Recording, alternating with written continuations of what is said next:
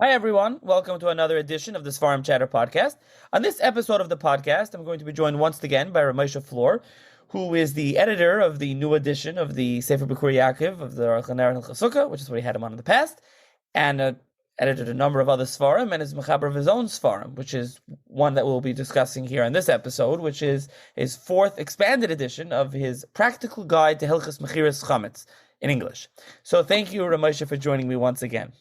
My pleasure, Nachi. Thank you for having me. So let's start off. Why did you decide to write a book on Hilchos Mechiras Chametz, and when did you start? When was the first edition? When did you start writing this? Well, when in the shul that we're in, Kol Shimshon, we used to have someone come to sell the chametz, but they would only come a short time, and the item was getting bigger and bigger. So it was decided that we need to have our own person staying the whole time in the shul to take care of it for the item.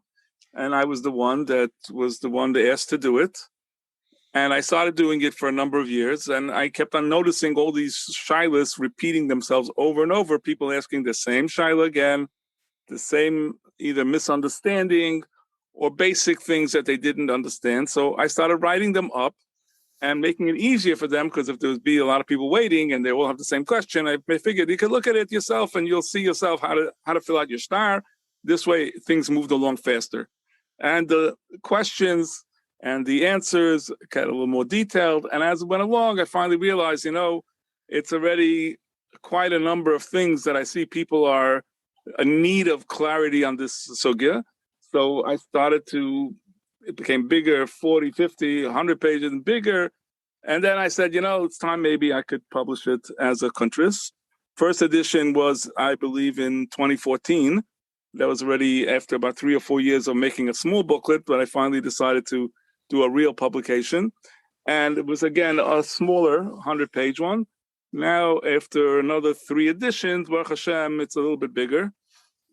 Always new ideas of what people need to know, and for most common circumstances. I'm not trying to bring down any once in a blue moon type of shaila. It's really basic things that people are maybe not sure. Maybe they thought one way and someone else thought a different way. This way I can give you klar based on my experience, based on what I got psukim from the Rabbanim in town, and others that I would discuss it with, Sfarim that I learned through it. And after this, I think that it'll be a clarity and a big help, and calm a lot of people down when it comes to Maisa, when they have to sell the chametz. They shouldn't get nervous. They did it the wrong way. Everything should be beseder.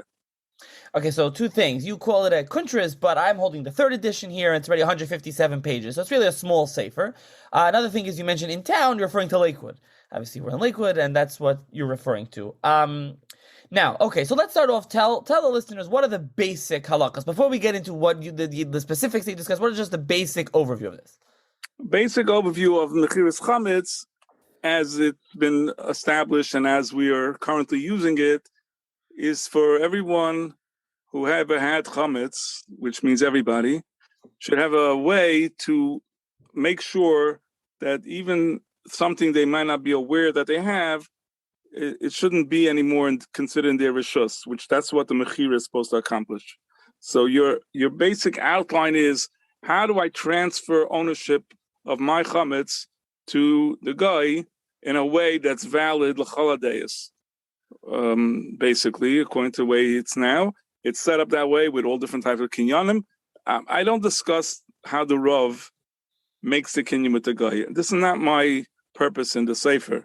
The purpose is for the person who's coming to the Rav, and he doesn't know what to write in the shtar. There's a shtar. It asks you to do different things, fill in here, fill in there.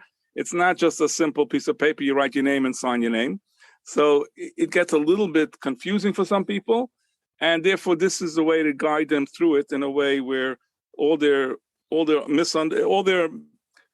assumptions or questions about how it should be done is explained to them. This is what's meant in the shtar when the Rav says to you. When the Rav does it with the guy, I don't have to teach the Rav how to do that. That's his job to know. I'm trying to help the regular people. It's the stuff you need to know before you come to the Rav. Yeah, I was gonna say some of us, some people are not lawyers, and it does look like a legal document. Sometimes you're not sure what's going on, what you're supposed to fill out, and we'll get to that how it evolved to this more complex document when it used to just be you put your name down. It's much more complicated. So we'll get more into that. So should everybody do a mechira? Someone says, oh, I don't have chametz to sell. I'm all clean and I throw everything out. But is this something that everybody should just do the mechira anyways? Okay, we really should discuss the basic idea that some people were originally against the whole idea of making a mechira because of the question how you do a kinyan with the guy when the guy doesn't know what he's buying. Those are issues that people had before, but nowadays it's angenommen by the poskim that it's a very very good idea that everybody, even someone who says I have zero chametz to sell, I threw out all my chametz, all my teruvas chametz, and I have nothing. So he's a guy that's going to say, well, I'm just going to do bittel, and I don't have to do mechira. So, for instance, Rabbi Yashiv, Shem Zalman, Rabbi Yaakov Fisher, they all quoted and wrote that the purpose of the shtar mechira b'zman hazeh is because we have things that were not sometimes on our mind, that we might have left some of our chametz somewhere. I don't know, could be out of town somewhere. It could be, and it's still your ownership. Might not be mafkir yet. It might be in a place that you could access it, but you forgot about it. And you could say, well, I do bittel, but bittel, we have shilas. If you look in the Ran and Psachim, in the beginning, we have questions of the bittel might not work if you don't understand the whole sugya, exactly how bittel works. So we're choshed that you didn't do the right bittel, and you're back to square one where you own chametz, and it's still considered in your rishus. So it might be b'shaygig, but you nevertheless, it's possible you were over by raw, and it would be unfortunate. So by selling it, even if you're not a person that wants to sell any, but you chametz she'eni yedua, this is the way to get rid of it. So a person who has zero chametz still doesn't know for sure that he might not be, unless he could swear, I don't know if anyone could do that he doesn't own any chametz anywhere in the world. This is the way we do it. We write a shtar, and as Rabbi Kiva Eger himself wrote to one of his children, you should write in the shtar not only the chametz that you list, but any chametz that you may have anywhere in the world. And if in case you forgot some chametz, this way after Pesach, that chametz is also mutter. So this is a reason why people should do it no matter what. Okay, so now you're saying everyone should do it. Someone comes to their Rav, whoever's selling the chametz. What do they do, and how does it work? How are they making this mechira? Basically, you're going to point the Rav to be the shliach, that the Rav should take care of doing two things for you. He's a shliach for two specific requests that you wish him to do. Number one is to sell the chametz with the proper kinyanim. And the second thing, at the same time, we have a reason to require that the mekaimis, where the chametz is being stored, should be rented out to the guy for the duration of Pesach. The reason for that second rental, we call it, is because be'etzem, you're not supposed to have chametz in your rishus as a pekadon, even if it's a guy's pekadon. So in order to get around that, by renting the mekaimis with the storage areas that you're going to have the chametz put away, that place is not yours anymore either. So it's as if you took it out of your rishus. So that requires also the shlichus, meaning the Rav has to get a deposit from the guy for the rental too, and write it in a way where it's, everything that you have set aside in specific areas, those are going to be, number one, the rental, then whatever's in there is going to be considered sold to the guy. So the Rav has two purposes. There are other cases where you don't know where it is to rent it. Okay, so Mishnah Berurah says, b'di'evet, we can not do the rental, but l'chatchila definitely it's something that that it should be done. So the Rav is going to do that for you. And then after you appoint the Rav, so how do we do the appointing? The minhag is that we do what's called a kinyan sudar, which is not really any type of kinyan, because for shlichus you don't need it. Rambam talks about it, and the basic reason for sudar is that you should show that you're serious about doing it. Just like people shake hands in a transaction, they want to say, shaking hands doesn't make a legal thing, but it does give an idea that this is a serious matter.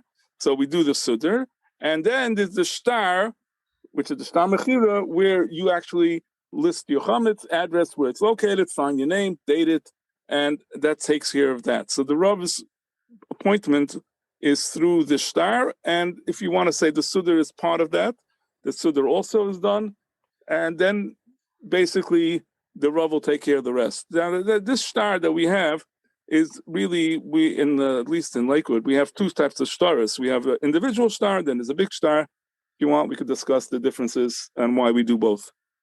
Right, so don't just clarify. Kinyan sudar, you mean it's a handkerchief kinyan, so people are familiar with the Rav will give you a pen or a yarmulke. It's a handkerchief, pen, a yarmulke, a gartel. Depends what your Rav is like, or depends on the guy who's selling the chametz. If you want to use a gartel, go right ahead. It's not a reason. Now, the difference here is, just to mention, generally, when you do kinyanim, it's going to be when you do a sudar for a regular transaction, and legally you want to do a kinyan sudar from a talpulin, let's say. So it's the kalim of the kaina, but we don't have kaina makna in this case. So basically, in general, the sudar is really belonging to the Rav. It's not some people comment, what do you mean? I have to give you my sudar. It's not a kinyan. That's why it's just like the Rav has one sitting by him.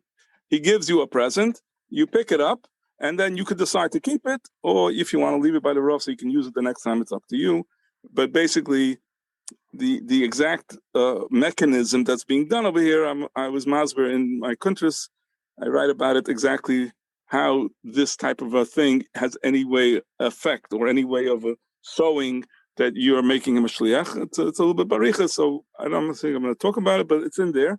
And then you proceed to the other part. So I wrote in my kuntras that I believe my feeling is that you should first do the sudar before you sign the shtar, because since the sudar is really very shvach as far as appointing the Rav, and really the shtar is where you're really appointing him, if you signed already a shtar, then what exactly are you doing with the sudar? As is well known, the Chazon Ish didn't bother doing with a kinyan sudar. He just signed on the shtar, and he didn't feel that it was necessary to do the kinyan sudar. But the minhag is, at least in America, in these places, that we do that also. But again, it's sort of not any.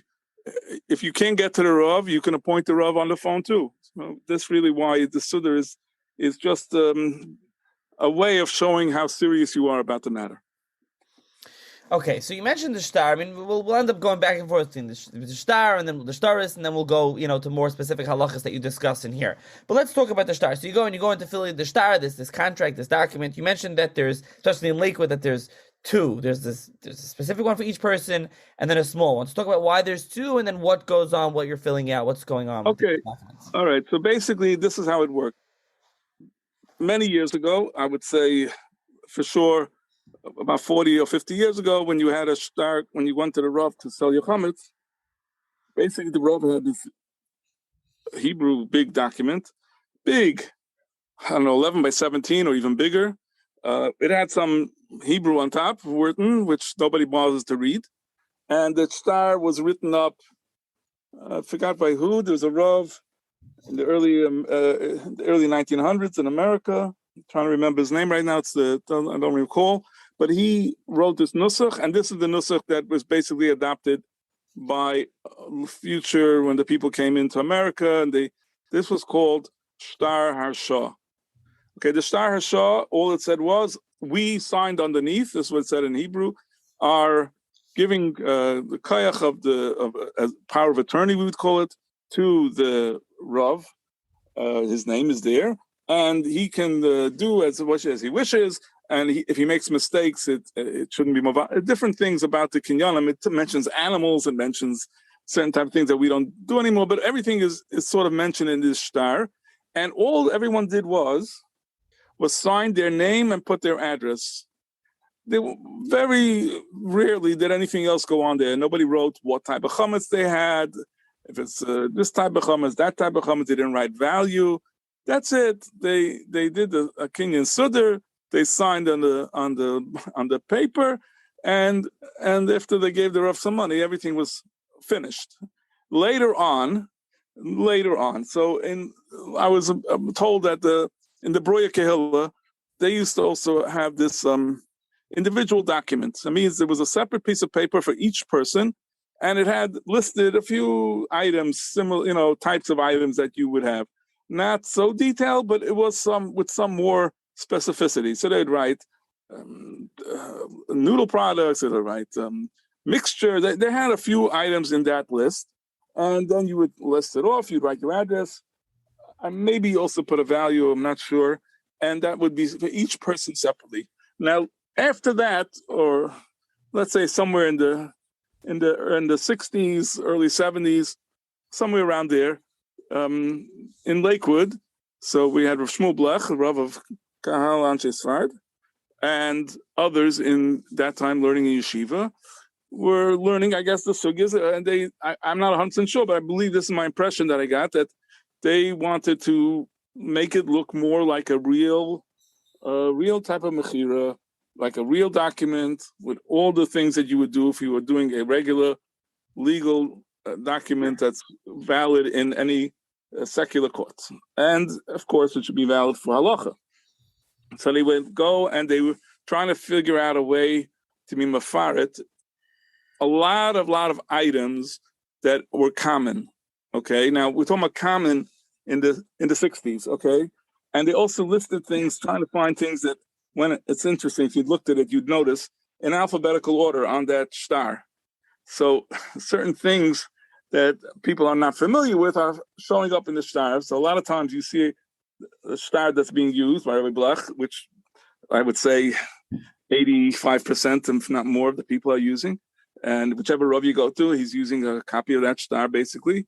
So that shtar has these things item listed. So whatever he has listed for A, B, at the last time when he gets to W already, so what does he write for W? I don't think after W there's anything else. It says wheat germ. So I used to remember that I always had these people always asking, what's wheat germ? So I had to give them a hezber, and they don't even know have it. They never bought it. What's going on? And there were other things there that didn't make like too much sense exactly why it's in there, just because you have a ABC order, so you pick something out. In fact, when I did over the shtar for us over here in the shul, since I even took out the wheat germ, I figured if you have it, you'll specify it. And if not, I don't need the question over and over again, because I don't think it's such a big deal if you don't know what wheat germ is. You know, for M, there was mixes. So I used to have like a page with explanations, like a dictionary type of things. What is mixes? You know, potato mix, I don't know, kugel mix, all different.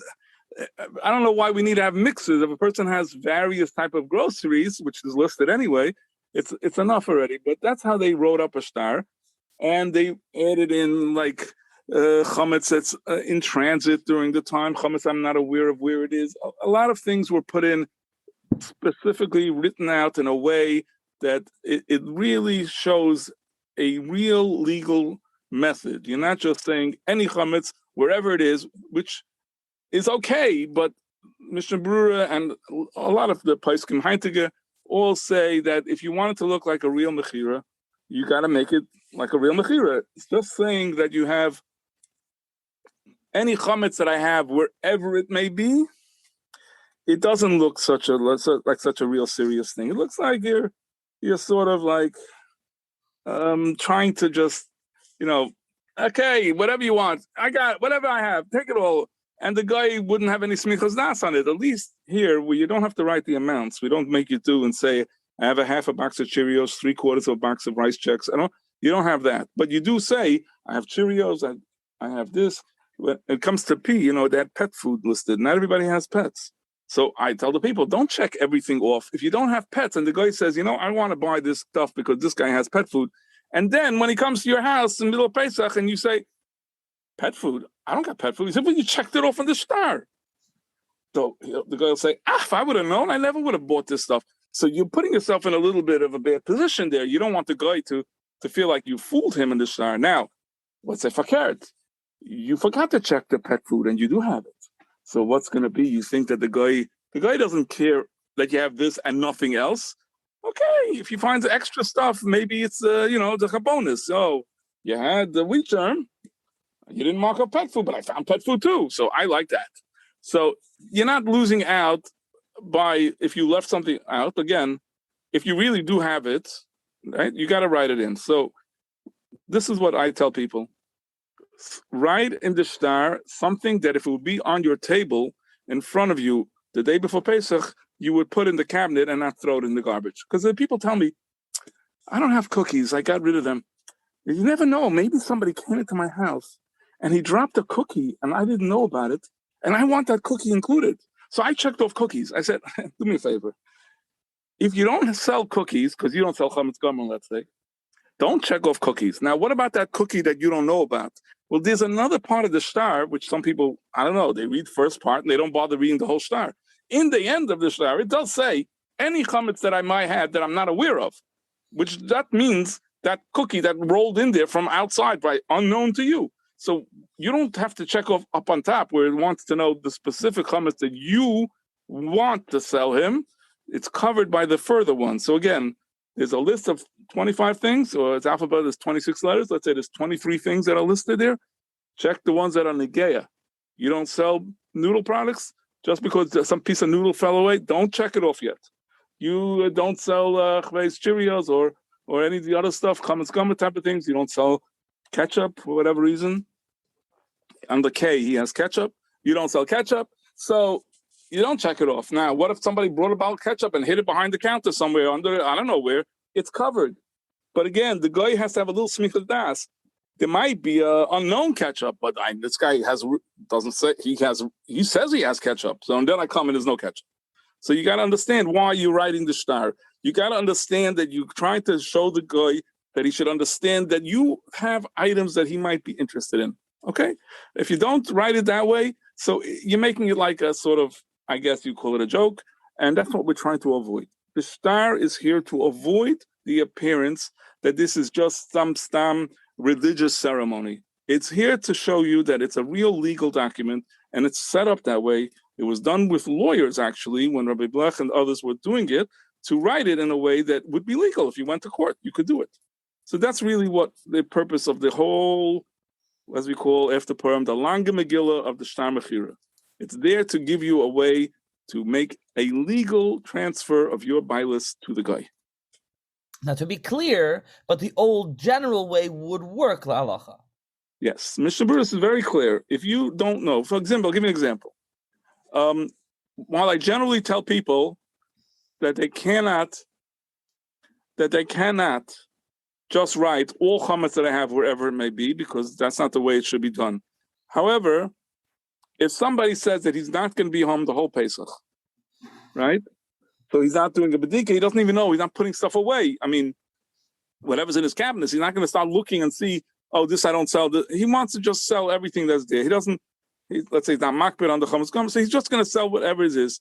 So since we do have the address of where it's going to be located primarily, I mean, it does cover stuff that's not in his address, but let's say he has a house or an apartment, wherever it could be, a small apartment, a big, but it doesn't make a difference. So I won't make him fill out all the types of chametz, because the Maisa, he's not going through the house bets, and he's not doing his regular bedika before, or even setting it up to be able to do bedika. So I can't tell him, I need you to go home and check in, and if you don't have this, just write whatever chametz you have at this address. Since the guy has a smichas das that the address is a place he can get to, it would be enough for me to say that I could do this as a legal document. Others might disagree. They might say, no, you really should be mefaret. It's a little bit harder for the person going away. He's going to do bedikas somewhere where he's going, let's say. So he's not like or do in one room. But again, he's not going to start looking through all his things to do the exact details that we want in the shtar. And the reason he's not doing it is because he's not going to be here. So he's trying to just do it. It's much more, it takes up more of his time. He's not going to be home. He's not going to be using any of these things or seeing them or whatever. So basically, in such a case, it might be okay for him, to do it. But again, Mishnah Berurah specifically says, if you would just write all chametz I have, wherever it may be, you're fine. But we're trying to do a little bit better than that, and that's why we have this details. Yeah, your cookie example, you could tell you're in Lakewood. It's someone coming up with some of this like lumdish thing. Should he put the cookies? Should he not? Maybe someone dropped the cookie. Also, about this RabbiFlohr shtar, which is in the back of your kundrash, people can see it. It is, you said it was done with lawyers. I mean, it looks like, for a regular person, you said, why didn't someone read till the end? Because this is it almost looks like a car lease or real estate document with the contract. Like, you need a lawyer to fill out this thing. That's why people make you crazy. It's like endless. Check this, check that. How much value would I put? People are nervous. I don't put the value. If I leave something out, it doesn't go through. Does it? Does it not? People don't know exactly what's going on with the shtar. So that's why, that's, I guess, why part of the reason, as you said, why you while you wrote this Sefer. So now I printed the shtar specifically at the back of the kuntres, so that if you don't, when you get there, you feel like, oh, there's so many people, it's intimidating. What do I do? You can prepare yourself. There's a sample of the shtar, and every line that requires something filled out has a number, and then the number is explained. Let's say, put your name, and there's a number 1, and I write 1. Why you put your name? Because this is the only way the guy can identify you, whatever. And then I'll tell you in the countries where I discuss more details. Number 2, type of chametz. Now I explain to you, what does it mean that you have to fill the type of chametz? And I tell you over there, again, it's chametz that you wish to sell, chametz that you're not makbid not to sell, you want to sell. The other part I explain to you is somewhere else. So as you go along, once you look through it one time and you explain and you understand where everything is going to be required, when you get to the Rav and just fill it out, it's for you very easy, because you understand what's the purpose of this part and what's the purpose of that part, what's the purpose when it says excluding a rental area. What all these things are sometimes unfamiliar. You don't remember from last year. You prepare yourself a little bit and you say, oh, very easy. Okay, I know what this means. Okay, I go weiter, and it gets you going quicker instead of spending an extra half hour waiting for the Rav's attention to ask him the question, and then you're unsure, did he understand my question? And what if I wrote it wrong and maybe I didn't do a good mechira? So this is the way to avoid it. Okay, now another thing you said, the main reason is that it should look like a real sale. So is that the reason why also we write the value of how much the chametz, what location it is, and all those kind of things? Same reason? Same reason, and even more than that, we have brought down Mishnah Brura and others. For example, you have a cabinet, or let's say you're leaving your apartment. So a lot of times, Mishnah Brura writes, you have to leave the mafteach accessible for the guy. Now, a lot of people, they don't do that. They just write their address and they pack out of town.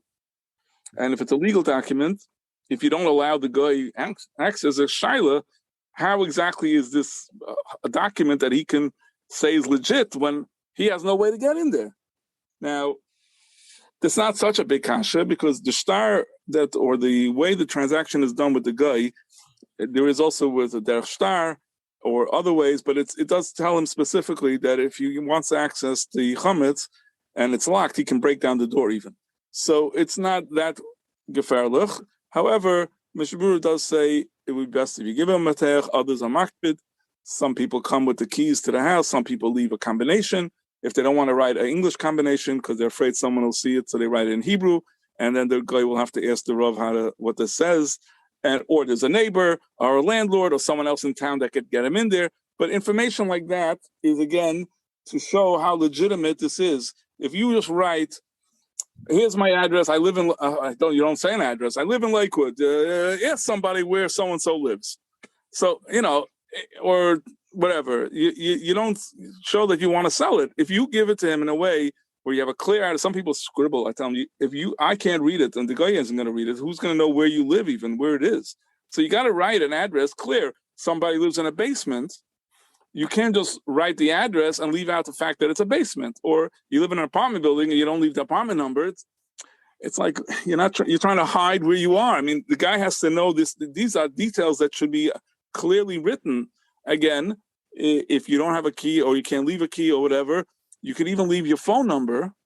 That means the guy will call. He'll presumably leave you a message, text you or a message, and then you'll tell him how to go in. So all these things is to show that the guy is really, really the bailam here. The bailam means someone who can get to it. Doesn't mean he's going to live in your house. You're not renting him the house to live in. That's not part of the rental. The rental is that the chametz can be stored there, and that area belongs to the guy for storage only, storage purposes only, not for him to go and sit around eating and drinking. So again, all these extra pratim in the shtar are to establish that we are doing a legitimate mechira, which is always the shaila that people had. Why is this legitimate? But that's how it's been developed till now, and that's how we do it. Okay, so a couple more shtar-related things before we get back into more broader questions. So you mentioned here, I'll just say that you do include things even if you're not sure, like perfume and other things, you do include that. But what about things that are not, we didn't go with the whole list, but things that are, a couple of things that are interesting you talk about is chametz utensils, and what about shares? Someone has stocks in a company that has chametz and other things like that. Right, so shares in a company, according to most Paiskim, unless you have controlling interests in the company, it's not so clear that you have a din bailus on it, because you couldn't just go into the factory or their storehouse, or even if the company has investments in chametz, it's not so clear how that works. It's really sort of, you have an interest in the profits of the company, not exactly in the actual items that they are using or selling or these things. But Moshe writes that you should perhaps put in the fact that you own shares in a company that might be dealing in chametz. It's very hard to know when you deal with conglomerates if the company has any interest in chametz items. So if we write into the shtar, there's always the question, what is the value of these shares? So let's say you have some Safek chametz or taruvas chametz, maybe not some chametz gomer, have a value of, let's say, $25. Then you also have your shares on your stocks, your portfolio. So what are you going to write about that? So basically what I tell them is, you write, let's say I have $25 of various chametz items, taruvas chametz items, plus the value of the shares that I have. You don't have to say which companies you have. You don't have to reveal that. But you are writing in the shtar that will be evaluated. It says it in the shtar. Any of these things that we are not sure of the actual value will be evaluated after Pesach by three mumchim, three experts, if it's necessary, meaning the guy wants to finish off the transaction. Now he's only giving a deposit before Pesach. So the stocks and these type of things should be written in sort of in this way. A value X plus value of any stocks or investments. You could have investments you own, not a stock. You could be invested, a partner in a grocery store, whatever you want to say. So whatever that value is, you're going to put that in also. And then what was the other thing? I think you said something else besides okay.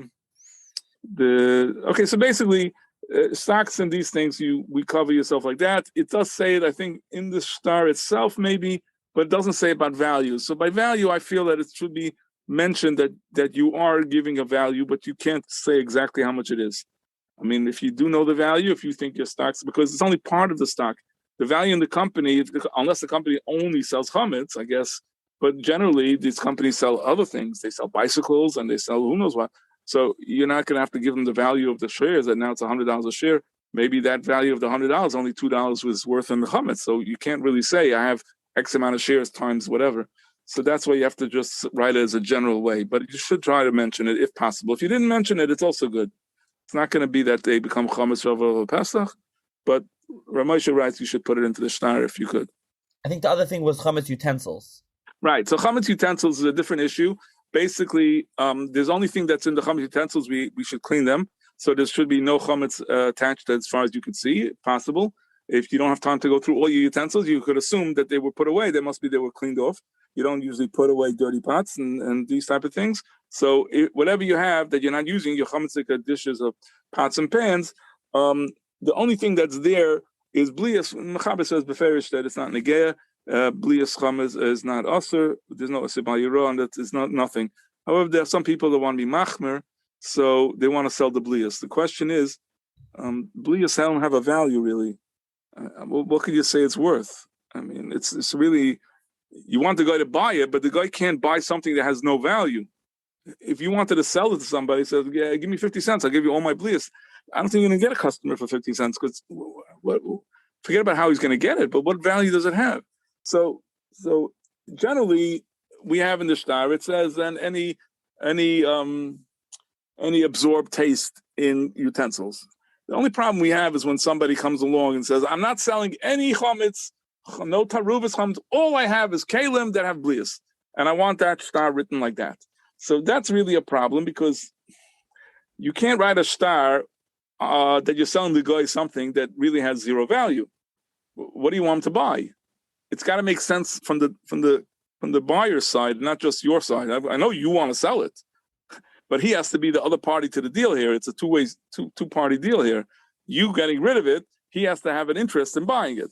So what can you tell a guy that comes along and he says, I don't have anything to sell, just blias? It's really difficult to say. And I just want to note also that the Chazon Ish didn't sell blias. One time, I think by mistake, it was written in a shtar. I don't know if he wanted it in there.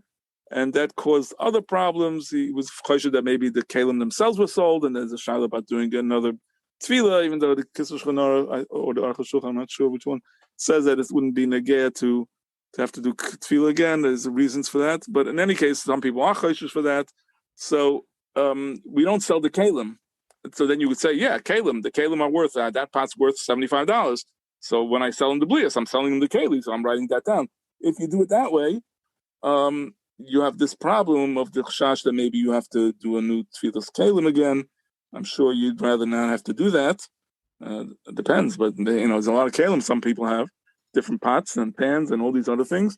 So you want to avoid having to do that. So basically, the selling of the actual blias alone is really difficult to say. And others mentioned that all you're selling when you sell the pots, chametz pots and pans, are chametz be'en, real chametz attached that you missed when you cleaned it, and blias not. So those who want to sell blias, let's get back to that.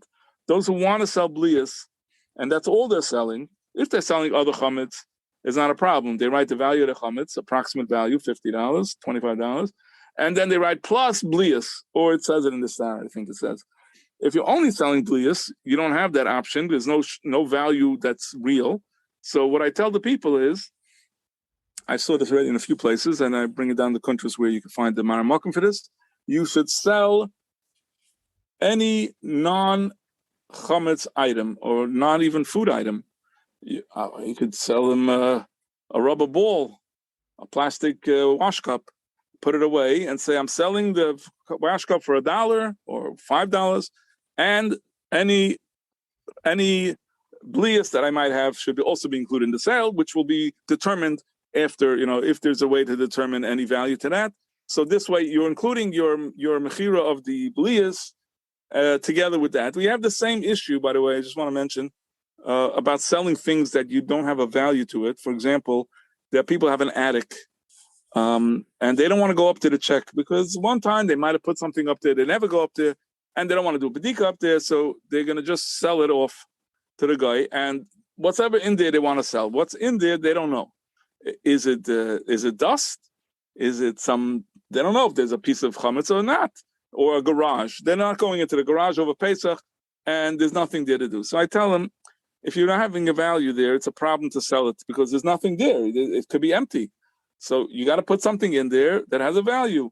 So if it's in your garage and you have a ladder that you're not going to use, it's Pesach, not Sukkot, so you have to put up schach.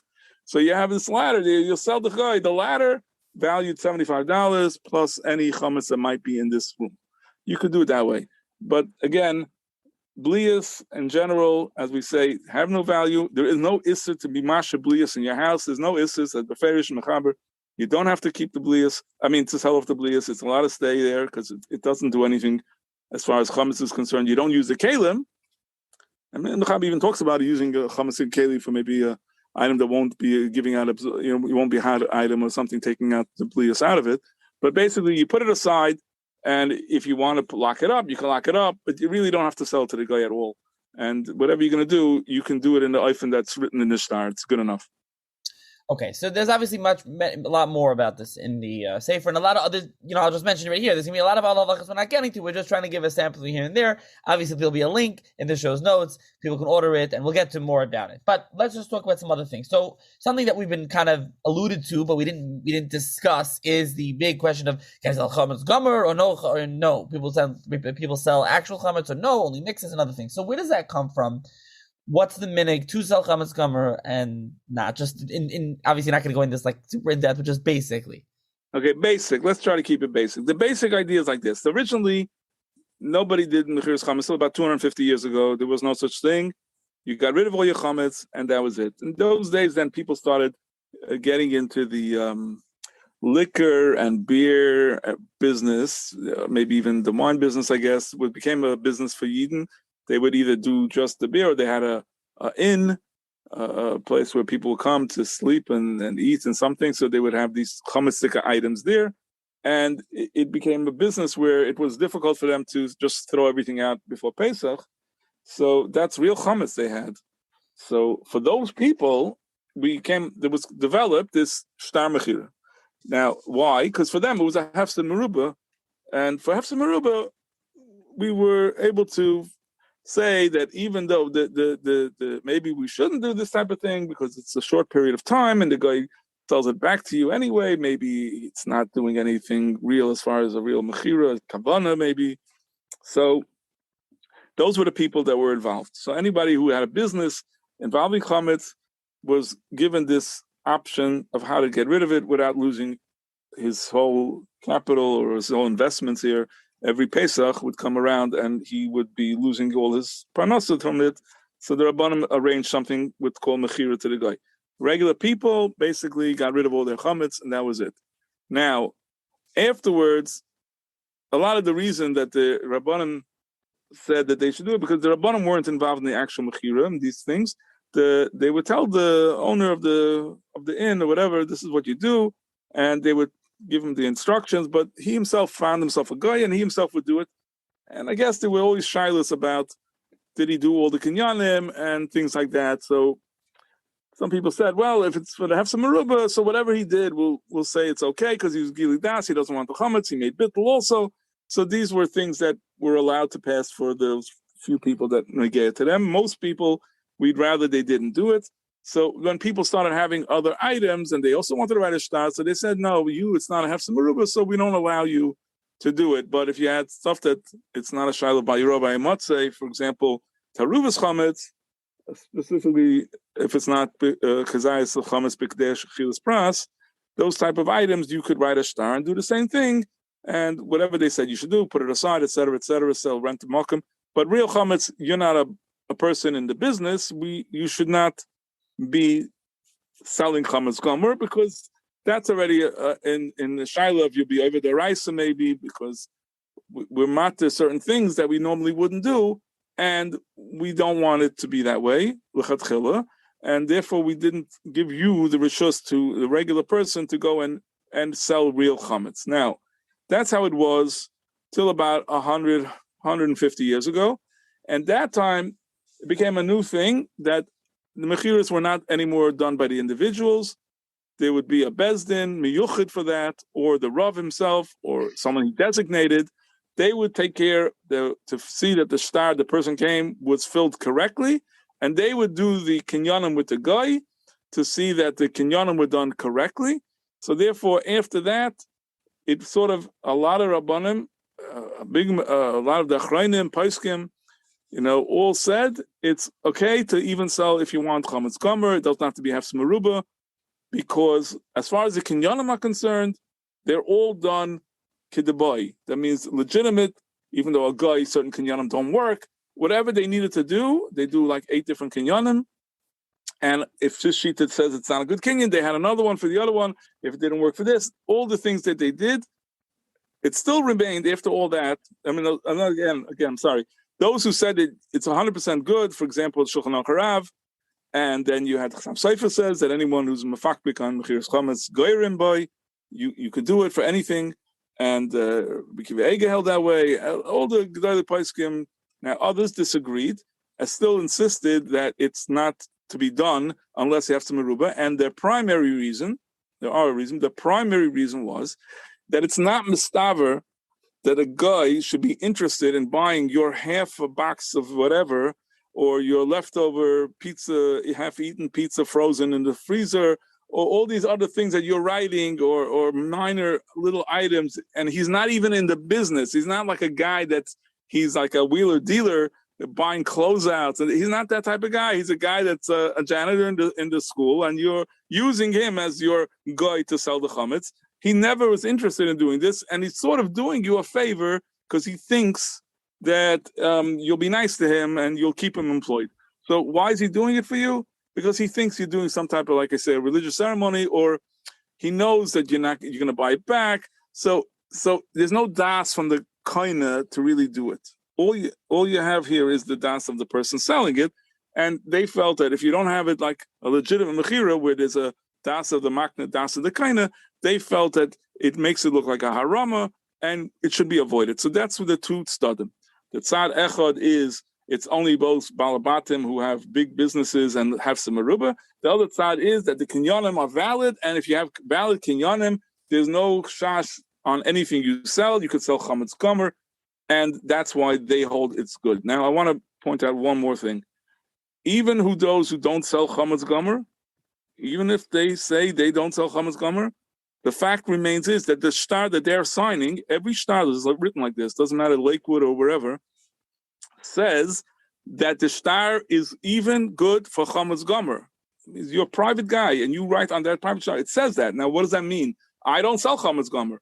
Well, what it means is chametz gomer that you were unaware of, because even the fact that you're unaware of it doesn't mean it's not yours, right? You're unaware of it, and the bittul will choshesh. Maybe you didn't do bittul right, so you need a way to get rid of that chash of the possibility that you are going to be over by Yirah b'shaygig, let's say. But whatever it is, you are over by Yirah. So that's why that shtar says specifically, any chametz that I own, chametz gomer or taruvas chametz, is going to be included whether I'm aware of it or not aware of it. Rabbi Kiva Eger wrote a letter like that to one of his children, the Peferish, that you should include it. And that'll mean, even if you don't sell chametz, include it, so this way it's not a problem. You don't have the issa by Rabbi Matzeh. And that's what is done. So, for example, somebody came to me once, and he said to me, I had in my freezer, I thought, potato kugel made on a chametz sticker machine, so I sold it. But after Pesach, when I went to the freezer, it wasn't potato kugel, it was lakshan kugel. So what should I do with it now? I don't sell chametz gomer, the guy says.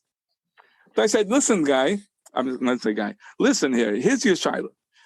Do you want to say you don't sell chametz gomer and there was no mechira and you were over by Yirah?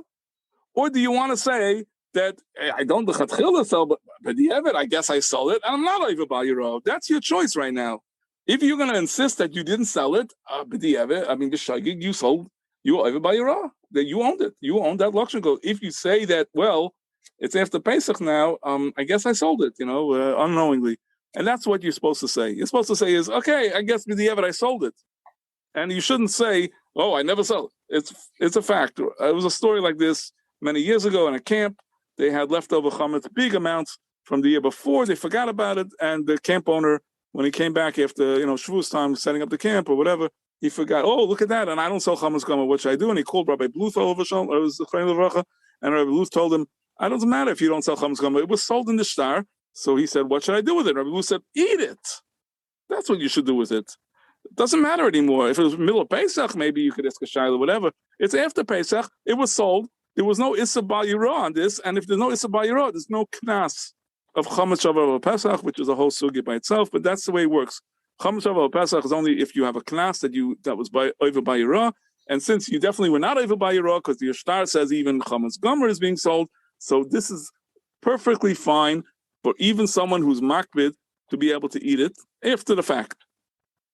Okay, so now this, no matter what your minhag is, this segues us right into after Pesach. It's the Madash, everyone's running to the store. They want to buy now. You have two options. You can go to your non-Jewish store. Again, I'll even make sure that it was owned by a non-Jew, right? Or you can go to a something that was the Jewish grocery, but they sold the chametz gomer, they sold everything to the non-Jew. What's the two options? What are the differences, and where is it better to go to? Okay, so I don't want to talk about the first, which I feel is a very sort of made up thing. The chametz, the gebak noch Pesach stickers. There's no hechsher that says that. No a responsible kashrus organization ever told the owners. It's only the Hamoin Am that sort of became obsessed with this idea that you have to only buy gebak noch Pesach. It's a made-up thing. There's really no reason for them to do it. They asked the Chazon Ish one time. They told him, we have flour that's after Pesach, and it was milled gemult noch Pesach. He says, okay, I can buy the regular chametz, the flour that the grocery store sold over Pesach. It's fine for me. And the same thing, even those who were makbid for themselves, their family, they were not makbid. I'm sorry, Yaakov Fisher himself used to go to the store and buy chametz items after Pesach.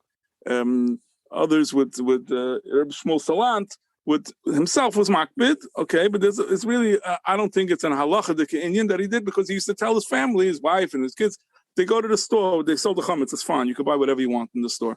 So what's the real story?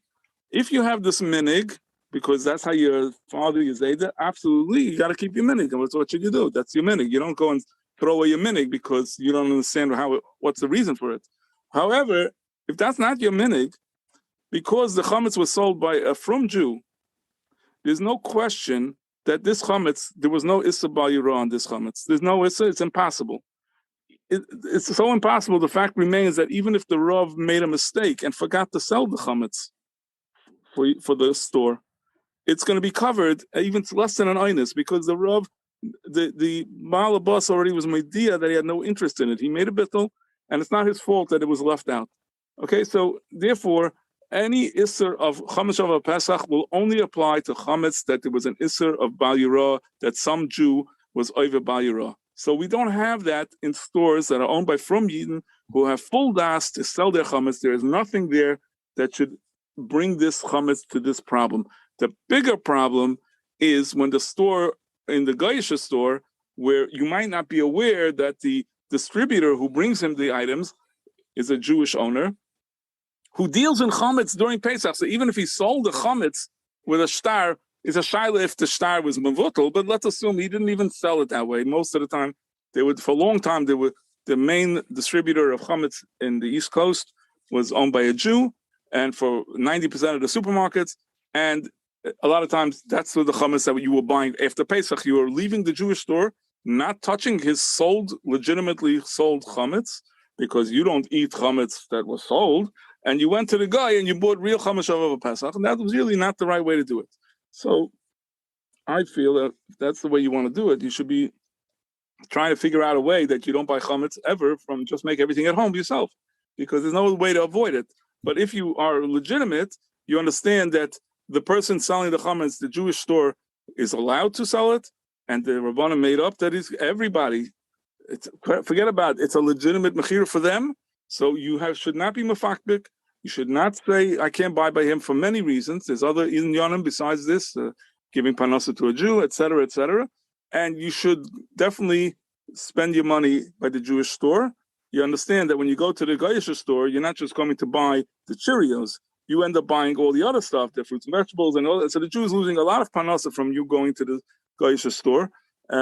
Flour, if people run to get flour, I don't understand. Mishnah Berurah said beferish that flour in the shuk that was not shamur, shmira mishatz katsira at all, is mutter to even use on Pesach. So the reason to go get flour in the Goyish store makes no sense at all. You should just buy the flour that's in the regular Jewish store, because it can, at most it could be taruvas chametz. It can't be chametz gomer. So that's another issue that goes on. People are running for the flour. Okay, they'll need the elbow macaronis and all the other stuff, the croutons, which I don't know, exactly where they got it from, but whatever it is, l'maisa. And when you get to this type of idea, the people should be aware of the facts. The facts are, there is no reason to avoid buying the chametz from the Jewish store. I'll tell you even more than that. One more thing. In the early days, about, let's say, 15, 20 years ago, in Lakewood, the co-op, which was then basically one of the main stores, even now it's one of the main stores, I would say, but at that time, there wasn't that many big stores. Coop was a big store. And the co-op would buy, before Pesach, huge amounts of cereals and other chametz items before Pesach, huge amounts, and they would go and put it in their aisles, cover it up with plastics, where they would put all the chametz items, and they would sell it. Now, why did they do that? Because they were very concerned that the distributors for these type of items, I mean, we didn't have so many Hamisha brands, let's say, in those days. It was regular Cheerios and things like that. And it's going to be chametz that might be over Pesach. If they sell it, they know for sure it wasn't. And if it wasn't, everybody could buy it. But then the people were whispering, chametz, they sold chametz, we can't go there. We're not going there. So they stopped doing it, because too many people voted with their feet. They didn't come to the store, because this is a store that sells chametz. I mean, they anyway have to sell chametz. There's nothing they can do about it. But it sort of gave them like the impression like that maybe the store is not firm enough for them, so they have to run to the guy instead. But that's a mistake. I don't believe that's the right way to do it. You can ask your own Rav. Again, if that's your minhag, keep your minhag. But if it's not your minhag, there's really no reason for you to go and start this new thing, this new fad that people have. I know it might cause problems for shidduchim and for getting your kids into school, but l'maisa, you got to do what's right. And you have to understand the metzias. You understand it's not such a big problem in Judaism that people buy their chametz from a Jewish store after Pesach. Yeah, and listen, like you said, the main point of this, especially this episode, is a little bit more halacha than we usually do in Farm Chatter. It's meant to be idea people should know about these things and look at the Sefer. It's not halacha chatter, not paskin here. People ask you Rav, but they should know that these halachas exist and these are sources, and this is what talked about more in the Sefer. Now, let's talk about a couple other things here about the mechira. First of all, arranging mechira for somebody else, and also together with that, what about for someone when someone's doing a shtar about their kids? Yeah, so when you do for somebody else, you could do that. Sometimes you have your parents, let's say a little older already, and it's hard they don't go to the Rav themselves, but they have chametz at home, etc. So you can do for them, go to the Rav, and you list their address, where it's going to be, even if they're coming to you for Yontif, let's say, but they put away their stuff, and they leave it, they have in their apartment chametz, so you're going to write chametz, and you write their name on top for their name, Mr. So-and-so, Rabbi so-and-so, or your mother, this, whatever it is, whatever family, and then your address, and when you sign it, you can't sign their name, right? If your name, whatever it is, you can't sign their name. You have to sign your name, but afterwards you write on behalf of my father, Shlita, my mother, Shetichya, whatever, you sign it, but you sign your name, the same on that individual shtar. And again, when we use the big shtar, which we still do, we have both shtars that we still use. The one that was originally done, we still keep doing it because that's how we used to do before. We don't leave off a minhag from before, but we added a new add-on shtar. So you sign 2 times. You're going to sign that individual shtar again on behalf of, the same on that other shtar. You sign their name and you write your name and you write on behalf of whoever it is. So it could be a neighbor, it could be somebody called you up, a coworker. Just write your name, you sign, and then write it on behalf of. That's how you sign a shtar on behalf of other people, whether they're related to you or not. Now, as far as chametz for your children, you have to be aware that the chametz that you sell at home is including the chametz that you own. So if your kids have chametz, you could say, well, my kid's chametz is mine because there's samech al shulchan aviyim, and I'm writing the shtar. So that works, but there are times, especially if you have older children already, where they have their own money, which you don't take away from them. You don't take their paycheck. I mean, if you do, then again, it's the same thing. But let's say you let them keep the money, and they can buy with that money whatever they want. So they're going to go buy, I don't know, a chametzik item, and they don't know where they put it. It might be behind somewhere. It might be in their office. Whatever it is, they should really make their own shtar mechira. But you can tell your daughter, you have to go to Rav, call them up. Basically, it's not the way people want to do it. So they want their father to take care of it, right? Or even his son, right? Your son, he's not married yet. He went to camp. He met money in the summertime, and he spent his money on some things. I don't know, maybe a bag of licorice. It's somewhere put away that he forgot it's in his drawer, or things like that. So now what is he going to do with it? Is he going to run to the Rav to write down this bag of licorice, basically? So really what you could do is you can write their chametz in your shtar, but you have to specify. You have to specify since they're the bailam of it, and you're doing it sort of as a shlichus for them. So in the shtar, I explain exactly how you do it, exactly how, if they have to appoint you as a shliach, if you don't, it's not necessary. I wrote about a little bit barichas there because I feel that's something that people seem to take for granted, that they tell me, what? My kid's chametz, I own it. I said, really? Do you take it away from them? If your kid took his own money and bought a donut and the other kid's crying, do you take it away from him and say, I decided it's his? No, you might ask him, maybe let your brother have it and I'll get you another. But you let him own it, And I'm wondering, you could ask a shayla, I'm not going to pass him, maybe even kids under bar mitzvah might be negeh, but certainly kids that earn their own money or a kid that gets allowance, and you give it to them, that's theirs to use as they want. And they went and bought chametz that you're not aware of. You have no idea. They went down to the corner, to the grocery store, they went somewhere, and now they might have chametz and they have to get rid of it like anybody else. Doesn't matter that they're living at home. Your chametz is yours, theirs is theirs.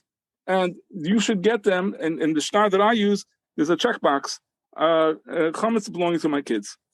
So some people don't say it's necessary. To me, it seems clear that if they're the ones that are bailing on that money, and you're not taking it away from them at any time, so they have their own bank account, they have whatever it is. that means they are able to be kinyan. I mean, a baby could be a kinyan of something. It might not be able to be makna. So if somebody gave them a present and says the manas shein, the father should never shoot, it's also there. So I don't know if you have to write for babies, but I'm just saying is generally kids can own chametz. Adult kids surely can own their own chametz. They can have a car and they eat in their car and they have chametz in the bottom. They didn't clean it. They don't. All these things, their chametz needs to be sold legitimately from them.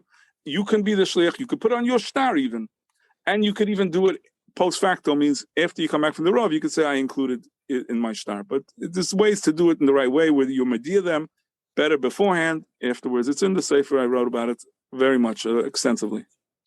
Okay, so now the main thing, last question, thing to talk about on mechira is something that will get us into the next thing of bedikas chametz. Something else that you also discuss in the Sefer is early mechira. And early mechira, there's something that's relevant about Orlando. Everyone's running to Orlando now, or hotels and all various far-flung locations, in the world.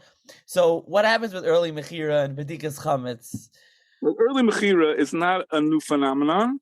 This has been around many times. 50 or more years that we know about, because on the shtar of mechira from RabbiFlohr that was done 50, 60 years ago was already in there a checkbox for writing early mechira. That reason was put in because we had people then used to travel to Eretz Yisrael. They might have left chametz there. They had to get rid of the chametz that was there before this man over here. So you had to do for them an early mechira. But then Mishnah Berurah talks about it also, where he talks about where mekaymis that you no, he talks about, he talks about Shaila. This is a different Shaila, which might be Negeya. The Shaila is the room, the cabinet that you put away the chametz in. You have a cabinet and you're going to put in terubas chametz or chametz, whatever it is. You want to sell that off. It doesn't have to be chametz chametz. Whatever it is, chametz items. It can be suffix chametz items, whatever it is.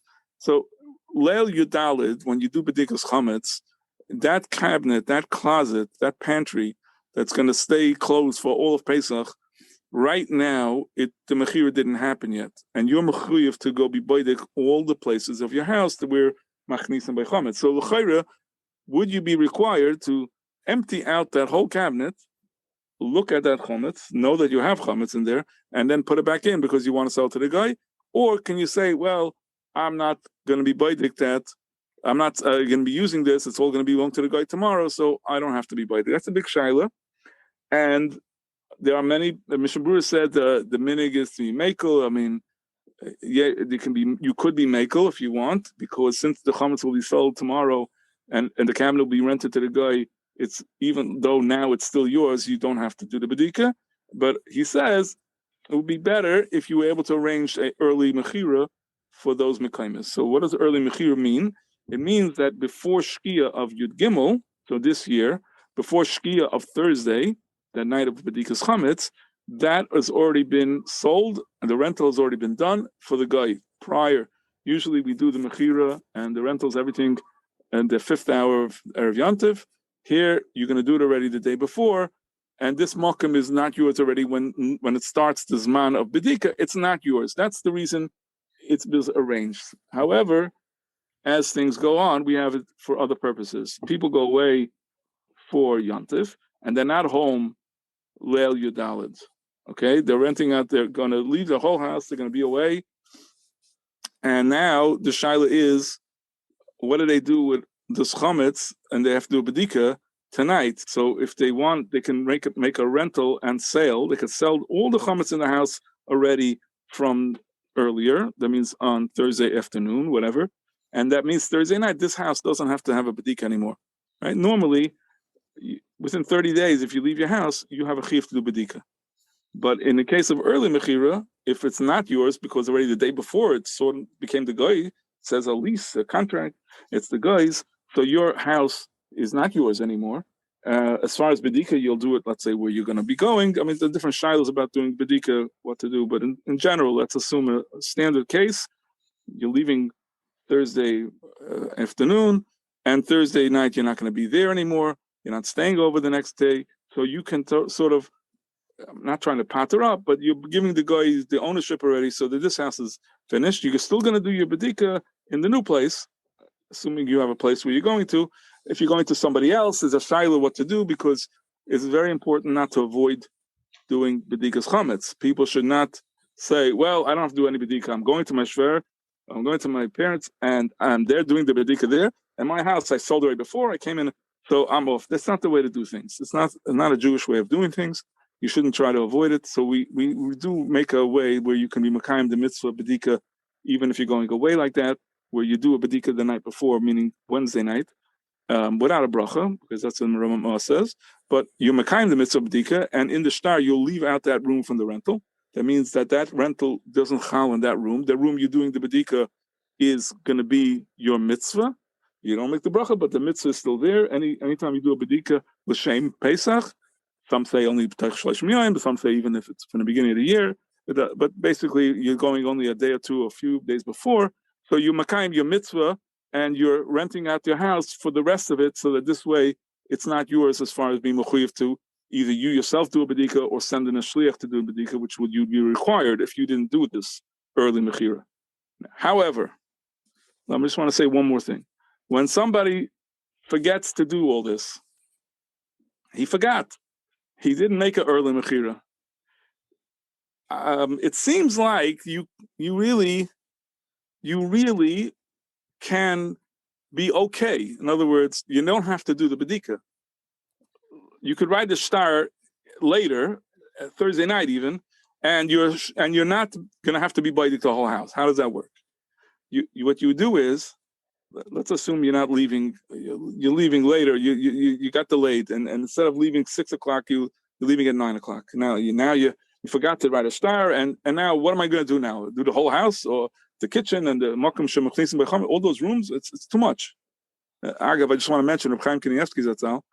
It's brought down in one of the articles about him that they told him about people that have these big houses in America, 10-room houses, 12-room houses. The first thing he said was, how did they do bedikas chametz in one night? That was his shaila. So basically, the more rooms you have, it's very nice, but you got to concern yourself with doing bedikas. So in the Sefer, we have ways how you can manage to do a legitimate bedika, even if you have a big house. Okay, if you have a small house, 1 bedroom, a 2-room house, it's okay. You could spend 4 hours, and some people that have big houses don't spend 15 minutes. I understand. There are reasons how to do it the right way. But in any case, so what happens is like this. We mentioned before that the Chassam Sefer says that you don't have to be by the cabinet that you're going to sell tomorrow, the night of bedikas chametz, because the ma'aser is not going to be yours over Pesach. So you really, it's okay if you don't do the bedika. Okay, you don't have to. So let's assume that your whole house is one big cabinet. Right? Tomorrow, for sure, when the last chance of shtar being done, when the Rav does it at the end, right? 5 minutes right after it's done, this house is no more yours. So already tonight, it's like you don't have to do bedika, because just like you don't do bedika in those cabinets that are being sold tomorrow, your house is all being sold tomorrow. So then you really don't have to do bedika. I mean, there's no chiyuv at all, because you wrote in the shtar entire house, all 12 bedrooms and 6 living rooms and 5-bedroom basement. Everything is being sold, and I don't have to do bedika because it's like a cabinet, a big house, a big cabinet. Everything is gone. The problem then is, well, what are you going to be doing for bedika to make? Let's say tonight you're there. You ended up getting stuck. You're there, and it's Thursday night. Now you can make with a bracha, right? But you sold the whole house, so you can't do a bedika in a guy's house. Really, I mean, it does say that if your house is a guy's and you're leaving, you should do bedika. Okay, but Pashtus, what should you do here? Pashtus, what you should do is you're going to leave out one room in the shtar, and that's the room you're going to do it with a bracha, because you're still here Thursday night. Or in the case of the day before, we did the same thing. If it was Wednesday night and you were able to write an early mechira, you still left out one room because you want to be mekayim the mitzvah. But as far as early mechira in general, a lot of people do it because they cannot do the whole house anyway. It's a lot of work. If they do it the right way, if you really, it's a shaila how much you have to do because we really clean it. But let's say they're not cleaning because they're going away. So what are you going to do now? The house is not going to be cleaned, and now it's going to be time to do a bedika, and they're packed out. They're somewhere else, and what are they going to do? They have to do the mitzvah. So doing early mechira is a legitimate way that you can be mamayit what you have to do, but you cannot do it where you get rid of everything to be bedikas. That's we don't hold. Of course, there are those that are chaylik on the whole inyan of early mechira. Chak Yosef mentions it. He holds that you should only do lechatchila bedikas that you are able to make with a bracha. So he doesn't hold of doing bedika early. He doesn't hold of doing early mechira. All these things because you're going to take away from that particular room the bracha. Even if you do one room with a bracha, he's still against it. But others seem to say it's okay as long as one room is done, even without it. But one room is done l'shem bedika, which is required. You were yotze the mitzvah bedika. You didn't get away without doing any bedika. Okay, so one more thing on mechira is there's a minhag of giving the Rav money. You go to the Rav, does the shtar, what we were talking about, and you give him money. So how much money is is there a general number, and where did this minhag and why did this minhag come about? So Moshe Sternbach in one of his Chuvas van Haggis, in one of the places he writes, I think I wrote the Maramakim in this country, says that there might be a reason, more of a reason that you should make sure that you give the Rav money. He doesn't say how much, but you should make sure you give the Rav money. Why? Because the shaila is, but he becomes like sort of a pile when he gets the money. So a pile, then we can rely that there's more of a starkest thing to say that he did his what you would call his shlichus here, and in a stronger way where we can rely that it's done even in the Raisa, where in other words, the angenommen that the shliach eisa shlichusai, it becomes more stronger in a case where you gave him money and sort of he's considered sort of like working for you. So that's really his opinion why you should make sure to give the Rav the money. So anyway, you should give the Rav the money. He's doing a lot of work. He's being masader for you. He's taking care. I don't know, whatever salary he's getting, he definitely deserves double or triple what he's been getting because that's the way it is. Rav is always giving much more than he's getting for it. Usually, I would say that's the case. The Rav very much underestimates how much the job is going to be. It takes up more than his time, and it's very important that you should show appreciation. It's an opportunity. It's brought down a few times, different times of the year, with an opportunity to show a karsa type to the Rav, giving him money, extra money, more money than would normally be just a token amount. But it's okay. Some people come and figure that's part of the Rav's job. He has to be masader. He's meshubah to you. Okay, it'll work even without it. But the minhag in Klal Yisrael is to give the money. Some people would give a significant amount. I remember even 30, 40 years ago, people would give $50 or $100 to the Rav. I'm sure it's a lot more money now, but it depends. The minhag in Lakewood is really not that much. They seem to have this idea that the $5 that they gave 60 years ago is enough. It doesn't matter that RabbiFlohr says $5 enough. Doesn't mean you have to listen to him. I mean, if you insist that he'll take $40, I'm sure it's okay too. You can say, yeah, but I think it's a little funny when a guy comes and he pays him a cup and he takes out a $10 bill and asks him back for $5 change. I think it's a little funny. You took out $10 bill. That's what you got. That's what you got. You want to prepare 5 singles to give him? I don't know. It would be nice to be mechaber the Rav, but again, without money, it's also going to work. The Rav will do it for you. He's not going to say anything to you if you didn't give him any money. It's a minhag in general. That's the way it is. Minhag, whether it has a yesod api like Rav Moshe Sternbach says, or just as a sort of showing him a little karsa for all the year for everything that he'll do for you. It's a nice thing to do, but again, in actual halachos of the kinyanim and these things, it's not going to be necessary to give him any money. But it's menschlich. Okay, so let's quickly talk about, you mentioned also towards the end of the country, you also talk a little bit about bedikas chametz. So you do one thing that's interesting, you talk about the importance of doing bedikas chametz bisman, so Lel Yodalet, and also maybe have some interesting bedikas chametz minhag to talk about. Right, so the recent thing that was added into this year's country that I don't think you have in the version 3, and Madura Revius, and we talk about it, there's a shaila about doing 10 pieces of bread, which the minhag, the Ramah brings down, that there's a minhag to put out 10 pieces of bread. He talks about it. It's a shaila. Maybe there might be a chash brach levatala. So that really depends on what the purpose of the bedika is. Is the purpose to find chametz, or is the purpose to just look for chametz? Okay, the sugya in itself, I talk about it a little bit in those last few pages, and the nafkamina is, if you hold that the reason is that maybe it's a brach levatala, so people would normally tell you that since the night before the Yudalid, if you were doing bedika Yud Gimel or earlier because you're leaving early, so there's no bracha anyway. What are you going to put 10 pieces of bread for? So if you don't have 10 pieces, if there's not a bracha, there's no chash bracha levatala anyway because it's not shaykh. However, there's other reasons.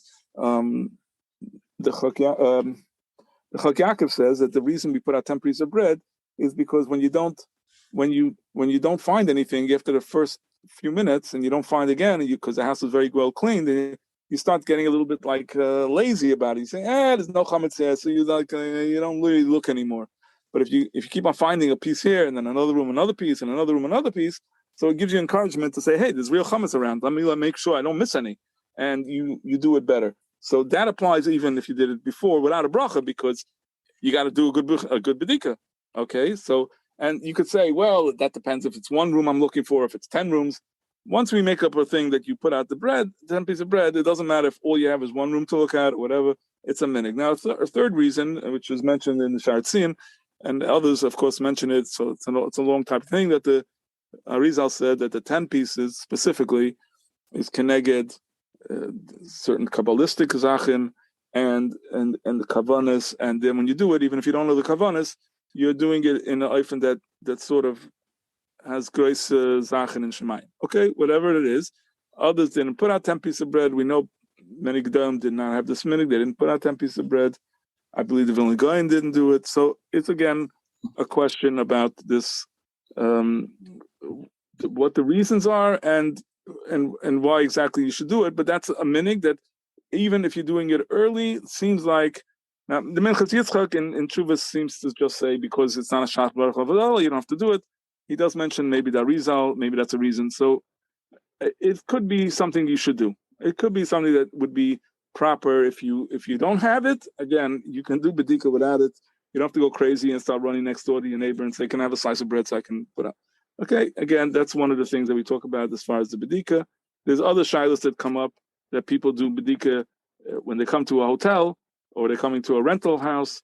Again, they're mechuyev to do bedika before Pesach. If they come in the middle of Yantiv, Chalamoid, they have to do a bedika. You cannot rely on the cleaning service of whatever. If you go to a hotel in the middle of Chalamoid, you rent a car in Chalamoid, you have to do a bedika in the car. You can't rely that they cleaned it and did well. You don't know under the seats what's doing. Once you rented, you're the bailim. Immediately you have a chiyuv to start to do a bedika before you start using it, because it wouldn't be right. I mean, Peru and these things we're not worried about. What we're worried about could be a half a bag of pretzels is there or something. I've myself seen where a person picked up a cushion from an armchair in a hotel room, and there was taka half a bag of pretzels underneath. So you do the bedika in any of these places that you go afterwards. You want to sometimes do it because you're coming well. You got to do the bedika. The shayla is about the zman when you should do it. It's very clear. We have very big dinim about it that you shouldn't start doing anything before the zman because you might get nimshach. You don't do a shir in learning. You don't sit down for a meal. There are a lot of things that you should avoid doing because when the zman comes, that's all you're supposed to be doing now is doing bedika. Ma'ariv first, Ma'ariv after. I mean, if you should first do bedika and then Ma'ariv, or if the Ma'ariv, this is stam machlokes how to do it in the minhagim or paiskim. But as far as the zman, it's not seems like a good idea to start. Bizman, it seems like a chiyuv, that's the kana. The kana is to start it right after Tzeitzei Kachavim, basically what most people do. But you should do it and not delay. Okay? You shouldn't take a nap. You should all these things. Now, there are going to be circumstances where you're in einus. Okay? And in fact, I saw brought down, I think Rabbi Zilberstein talks about it one time where he said you have a shir kavua and it's nimshach into the zman already, you started beheter, and then you shouldn't stop the shir. You should keep with the shir going because it's no reason. You'll finish the shir. Once it's the shir, you shouldn't stop the shir because now it's the zman to go do bedikas chametz. Absolutely not. And it shouldn't reschedule the shir. That's a shir kavua. That's the way you should do it. So we see that there are times where you won't have to be makbid exactly in the time. There are other times where a person is traveling. Let's say he's supposed to leave. His flight leaves in the afternoon. He doesn't get there till at night. At Shkia, he's flying somewhere. So when he lands, he'll do the bedika then, even if it's 2-3 hours, even if it's 10 o'clock at night, 11 o'clock at night. He'll be tired, but he should make sure to do it as soon as he gets there, not start doing other things. But if he's an einus, of course, that's the way it is. There's a shaila. If let's say a person is coming in from to an out-of-town location for Pesach, he already has some people there before. So what should they do? Should he tell them to do the bedika with a bracha right at Shkia and he's not there? In other words, they should be his shliach. Or he wants to do it because he wants to do a bedikas with a bracha like he always does. He should delay it. Now, it's really brought down. Mishnah Berurah talks about it. You should not delay it. You should get a shliach to do it for you. There are others that seem to say that there's an eitzah, maybe they should leave over one room. You should do the one room when you come. You'll make a bracha in the room. You'll be doing the mitzvah also. Okay. Rather, if you're going to have to do 10 pieces twice, maybe 10 pieces for them and then again 10 pieces for you. Maybe that's what you have to do. But there are other reasons that you could say you could delay it, even if there are people there. Let's say they're sort of like not the type you think are going to do the bedika as well as you would do it. They're going to look for the 10 pieces of bread and that's going to be enough. Yeah, it's good. Yeah, it's definitely good b'diavad. But you would do it with more, I guess, more, you'd be more makbid and spend more time. So maybe in such a case, you could say like, well, I'm doing a better bedika. My shliach is not going to do such a good bedika. So maybe you could delay it because it's like as if you have nobody there to do it for you. So those are the shilas that I talk about a little bit, exactly how to do these things when you're traveling or whatever. There's also shilah about when to burn the chametz. Some people are going to be traveling erev yontif, so they don't have time to burn the chametz. The flight's leaving whenever. They're on the plane. Okay, so b'diavad, you'll flush it down the toilet. I mean, it's not b'diavad, it's brought down. Mefarim is a zari leyam, mefar is a l'ruach. So there's not a problem with doing that, but we want to do it with sreifa, really. So in such a case, you could even do the sreifa already the night before. And the chametz that's left over from your breakfast, if you eat any, you'll just flush down. But you did at least some part of some people hold the last thing has to be sreifa, but that you won't be able to do. But as far as doing some of the beer with sreifa, you will have done, even if you do it the night before. Ramos says the ferish, you could do it the night before if there's a reason for it. The chol chamira, you'll wait till the end to say it. The chatchil, you should do it that way. I also talk about if you forget to do the chol chamira the second time, and what the dinim would be negeya if it's negeya that you forgot, but you did it the first night. So those are all mentioned in the countries over there. Okay, and obviously, like I said, there's many more stuff in here that we're not discussing. So, I mean, something that I mentioned is that you did it in English. Why did you decide to do it in English, and was there ever any thought of doing it in Hebrew? Well, I did it in English, as I said before in the beginning, that people were coming to the mechira, and they're not understanding what's going on. So if I'm going to give them a bunch of papers in Hebrew, it's under the pressure of time, it's going to be hard. They're not ready to come and learn right now. They're coming to do something. So within English, and I wrote the words in Lashon Kodesh that you should understand. I'm not translating into sourdough and leavened bread. I write it to you in a way, chametz and the Hebrew letters. But the basic idea is to get the answer to your question understandable as easy as possible. So that's how I started writing these things. When I became a sefer, it was all based on those papers that I had given out to people already over the years, and that's how I printed it the first time. I always think about it, I should do it in Lashon Kodesh. Stores in New York, Big Lies, and especially keep on telling me make it in Lashon Kodesh, make Lashon Kodesh. Every time I start making Lashon Kodesh, it just gets too big. I bring down too many things. I have to be mekatzer in a way that it's not taking away from understanding what to do, but gives you enough information, and it needs much more. For me, it's much more Yeshiva Das and working on it. And when I think about it, even though I start sometimes right after Sukkot, it doesn't always work. Maybe if I start right after Pesach, I'll be able to do such a thing. But the Vaila, it's definitely on my thought that I should make it in Lashon Kodesh too, because I keep on waiting. God, a Sefer came out on Mechiras Chametz in Eretz Yisrael in 2014, Tafshin Ayin Dalid, by Avadia Yosef Toledano, a grandson of Rabbi Avadia Yosef. His father, Mordechai Toledano, is a Eidim by Rabbi Avadia Yosef, and he's a dayan on the Bezdin Choshen Mishpat of Rav Asher Weiss Shlita, and he wrote a Sefer Mechiras Chametz, Mishpat HaMechira, 737 pages besides the Mafteach, just on Mechiras Chametz. Now, my present is, with all my extras and everything, is about 160, maybe it's less if you take out some blank pages that are there, 170, but whatever it is, I think I have some things that it doesn't really go into, but basically I had it over to Sefer numerous times already, and I look at it to see, if I'm writing correctly. If people want to go into the sugya, there's a lot of other storm that are available, especially you want to go into bedika and bittel and beer, these things also. But I make a contrast. It's not going to be, I'm not writing a big sefer. I'm trying to help you, Lamaisa, what's going to be when you come to the Rav? What are you going to know? How are you going to understand what to do? And in Lashon Kodesh, it will be helpful. But, as I say, the shtar is written in English. I got to write to you to explain what it is. I could write to you in Lashon Kodesh too, but if you're going to look at it the day before, you might not have the Yishuv Das.